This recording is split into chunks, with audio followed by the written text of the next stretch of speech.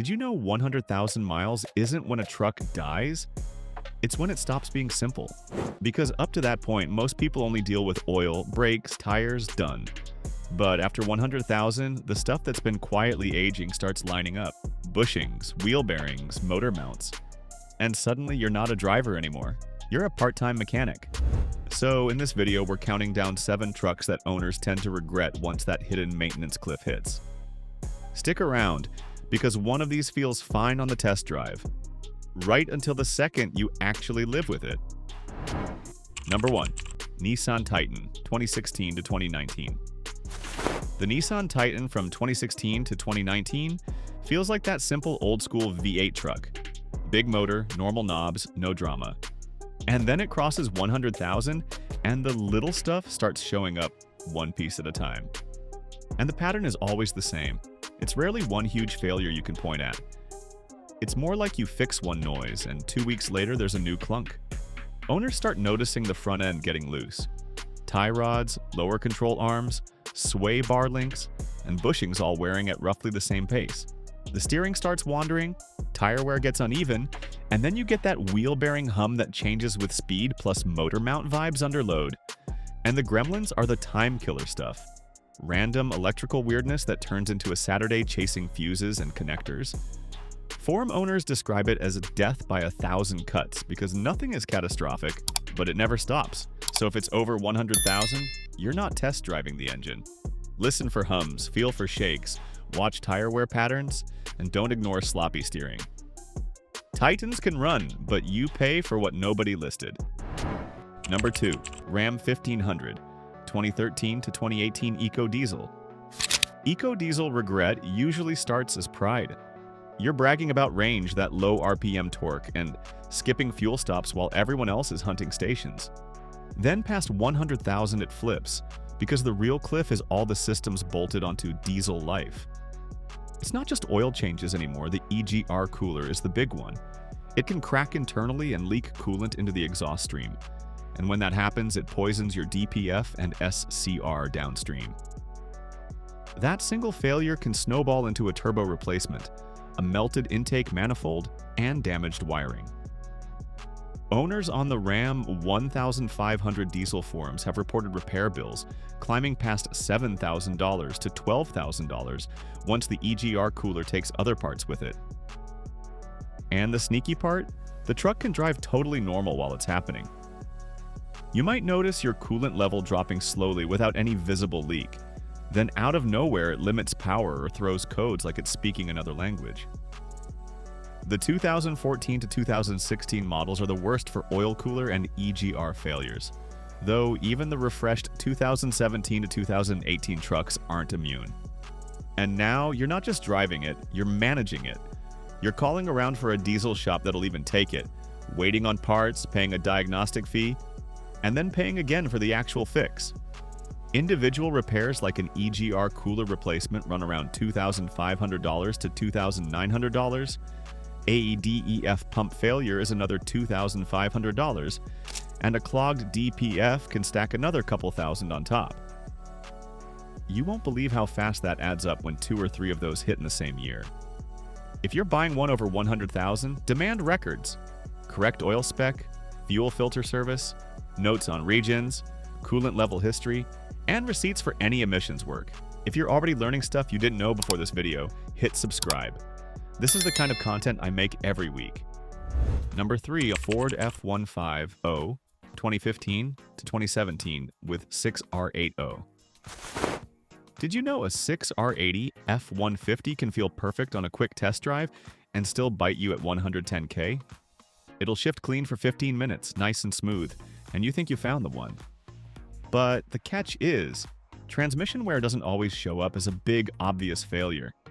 Sometimes it's heat-soaked fluid, a delay going into drive, or weird shift timing that slowly gets worse. It might only act up when it's fully warm, so the seller never feels it. The 6R80 is a torque converter 6-speed, and heat is its enemy. If the previous owner towed without servicing the trans fluid or just ran it hard in Texas summers, the clutch packs are already degraded by the time you see it. Owners usually notice it after one real event. Tow once, merge hard, or do a long highway run, Then it starts hunting gears or clunking into gear. Now you're asking yourself, is that normal? Or a $3,000 to $4,000 rebuild?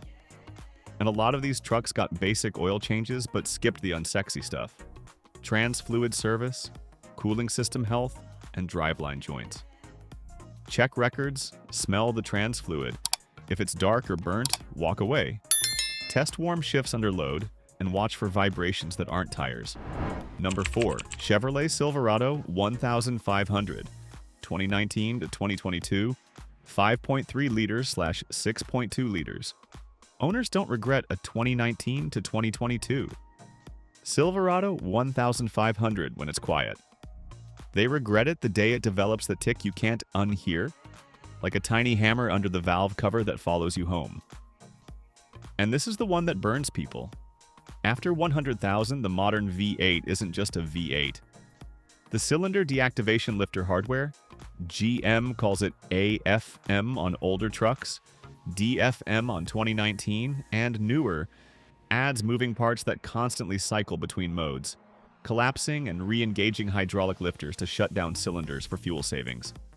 When those lifters start failing, and they do, it's not a Saturday afternoon fix. It usually starts small, a tick on cold start. Then it turns into a rough idle. Then a misfire you feel in the seat.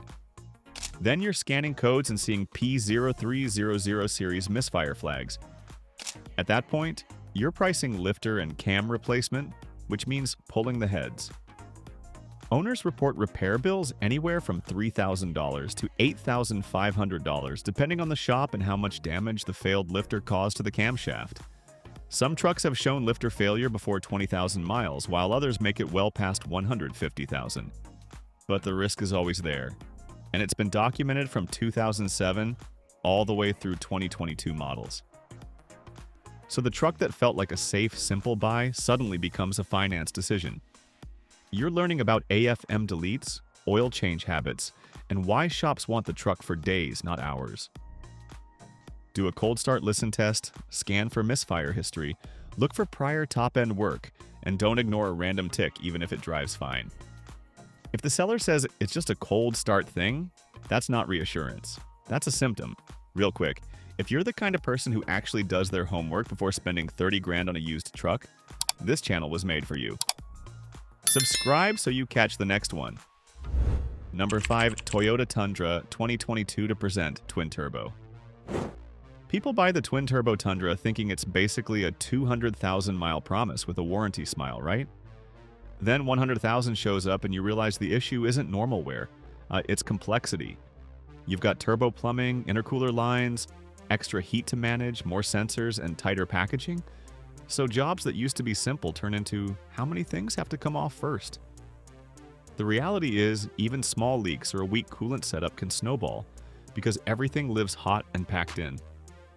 The early 2022 and 2023 models saw reports of turbo failures and engine replacements under warranty. And while Toyota has iterated since then, the complexity doesn't go away. And the ownership vibe changes. Instead of, I'll fix it in the driveway, it's let's see what the code says. Then you're chasing boost noises, mystery warnings, and software-ish behavior you can't eyeball.